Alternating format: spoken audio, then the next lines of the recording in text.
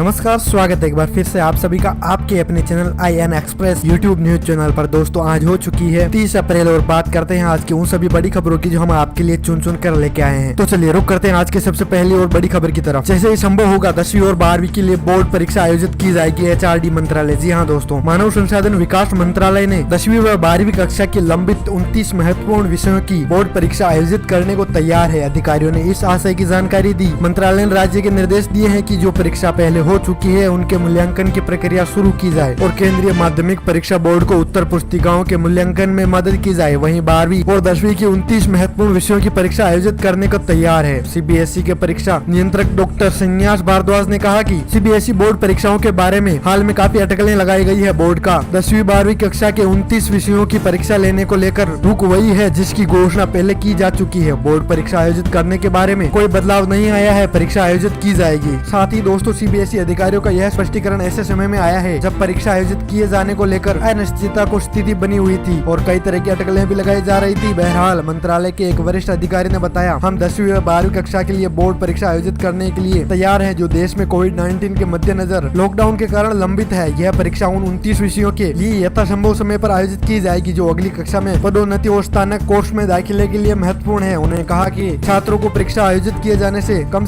10 दिन पहले नोटिस दिया जाएगा। साथ ही चर्चा के दौरान विभिन्न राज्यों ने अपने अपने राज्य बोर्ड से जुड़ी विचार रखे। बिहार बोर्ड ने परिणाम घोषित करने एवं मूल्यांकन की प्रक्रिया पहले ही शुरू कर दी है। उत्तर प्रदेश जल्द ही इस बारे में फैसला करेगा। HRD मंत्रालय ने अधिकारियों के अनुसार अभी की स्थिति में इंजीनियरिंग और मेडिकल में दाखिले के लिए JEE और नीट सहित प्रतियोगिता परीक्षा जून में आयोजित कराने की योजना है। स्नातक संकाय में दाखिले के लिए विश्वविद्यालय अनुदान आयोग नए शैक्षणिक के लिए विकल्प कैलेंडर पर काम कर रहा है जिसकी अधिसूचना एक सप्ताह में जारी की जाने की उम्मीद है। इस मुद्दे पर अध्ययन करने के लिए गठित 7 सदस्यीय पैनल ने सुझाव दिए कि स्नातक दाखिले की प्रक्रिया जुलाई अगस्त में शुरू की जाए और नया सत्र सितंबर से शुरू हो, लेकिन इस बारे में अंतिम निर्णय नहीं हो सका। चलिए वहीं बात करते हैं अगली बड़ी खबर की। इस सरकारी बैंक ने ग्राहकों को दिया तोहफा, अब होम ऑटो लोन पर EMI पर होगी इतनी बचत। यहाँ दोस्तों बात करते हैं विस्तार से। सार्वजनिक क्षेत्र के इंडियन बैंक ने बुधवार को सीमांत लागत आधारित कर्ज की ब्याज दर 0.30% कटौती की घोषणा की है। बैंक ने बाजार में जारी प्रतिस्पर्धा को ध्यान में रखते हुए विभिन्न विधियों के कर्जों पर ब्याज दर में कटौती की घोषणा की है। और वहीं दोस्तों बात करें अगर नई दरों की तो इंडियन बैंक ने नियामकीय सूचना में कहा कि घटी ब्याज दर 3 मई से प्रभावी होगी। इसमें कहा गया है कि बैंक की 1 साल की